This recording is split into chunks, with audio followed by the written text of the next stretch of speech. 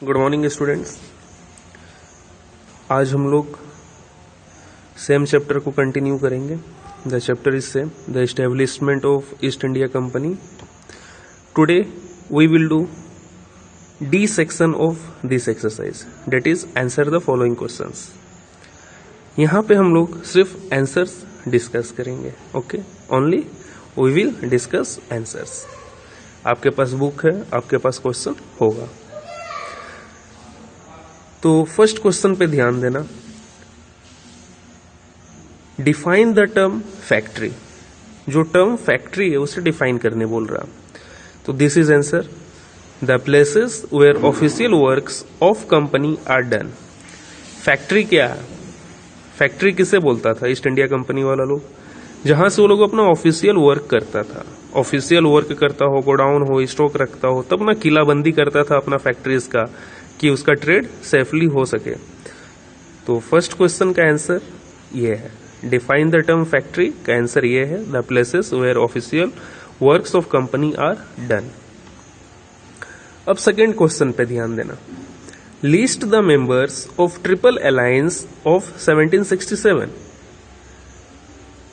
Member जो थे triple alliance का 1767 में, उसका लिस्ट बनाने बोल रहा। This is a answer. सबसे पहले 1767 में था क्या, वो डिफाइन करना होगा। In 1767 the first Anglo Mysore war had started. First Anglo Mysore war start हुआ था, ठीक है। It's triple alliance where the Nizam, the Marathas and the English against Haider Ali. Anglo Mysore war जो फर्स्ट हुआ था उसमें तीन लोग एक साथ अपने अलायंस बनाए थे अगेंस्ट हैदर अली के, ठीक है, पढ़ाए थे। तो उस तीन अलायंस का नाम यहां पर लिखना है। तो क्वेश्चन को क्या है कि सजा कर आंसर देना। अगर आपसे कोई पूछा कि आपका पिताजी का क्या नाम है, तो सजा कर बोलोगे ना, मेरे पिताजी का नाम श्री ये है, ठीक है। तो उसी तरह कोई भी क्वेश्चन रहता है तो उसे सजा कर बोला जाता है ना, सजाकर डेकोरेट करके आंसर दिया जाता है। बट अकॉर्डिंग टू क्वेश्चन, जो सवाल है उसी के इर्द गिर्द। तो क्वेश्चन यहाँ पे डायरेक्ट है, list the members of triple alliance of 1767। तो एट फर्स्ट 1767 में क्या था वो तो बताना होगा। तो पहले बता दिए, that was the first Anglo Mysore war. In 1767 the first Anglo Mysore war had started. First Anglo Mysore war शुरू हो गया था और इसका ट्रिपल अलायंस था, the Nizam, the Marathas and the English against Haider Ali. तो ये clear. Now third question, which Portuguese explorer discovered the sea route to India? कौन सा पोर्टुगीज एक्सप्लोरर था जो कि सी रूट इंडिया का हो जाए? तो this is a third answer. Vasco da Gama was the Portuguese who discovered the sea route of India, ठीक है। पढ़े थे चैप्टर में, स्टार्टिंग में ही पढ़े थे। वास्को डे गामा कैलिकट 1498 में आए थे, है ना। ही वॉज पोर्टुगीज, ठीक है।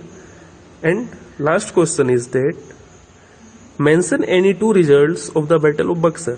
बैटल ऑफ बक्सर होने का बाद, ठीक है, दो उसका आउटकम क्या क्या आया, उसका दो रिजल्ट्स क्या था। तो ये है इसका answer. The two results of battle of Buxar are, पहला, British got free trade rights in Awadh. Awadh पहले बैटल ऑफ बक्सर तीन पार्टी के साथ हुआ था, है ना, तीन अलायंस था। कौन कौन? अवध, मीर कासिम एंड मीर कासिम, ठीक है, ये लोग का था। तो अब यहां पे क्या है कि अवध के जो शासक थे उनका एम्पायर में क्या हुआ कि ये लोग फ्री ट्रेड का राइट्स ले लिया। चैप्टर में पढ़े थे ना हम लोग, ठीक है। तो यहाँ पे फ्री ट्रेड का राइट्स मिल गया कि आप लोगों को ट्रेड करने के लिए यहाँ पर किसी तरह का टैक्स नहीं देना पड़ेगा। तो पहला आउटकम क्या था? British got free trade rights in Awadh. Then second, British got diwani of Bengal, Bihar and Orissa. British को दीवानी राइट्स भी मिल गया था, मतलब लैंड रेवेन्यू कलेक्ट करने का राइट, है ना। किस किस जगह का? बंगाल, बिहार एंड उड़ीसा का। तो आज का ये सारा क्वेश्चंस जो है आंसर कर दिया हूं मैं। आप लोग अच्छा से इसका नोट्स बनाइए, ठीक है। पहले देख लीजिए पूरा स्लाइड, उसके बाद लास्ट में पॉज कर लीजिए और क्वेश्चन आंसर लिख लीजिए। पहले क्वेश्चन लिखिए, डिफाइन द टर्म फैक्ट्री, उसके बाद पहला आंसर लिखिए, है ना।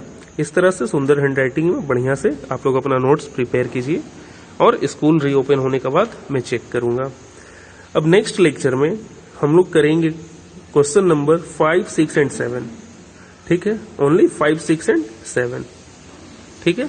तब तक के लिए बाय, टेक केयर, नोट्स बढ़िया से बनाइए। Okay, thank you.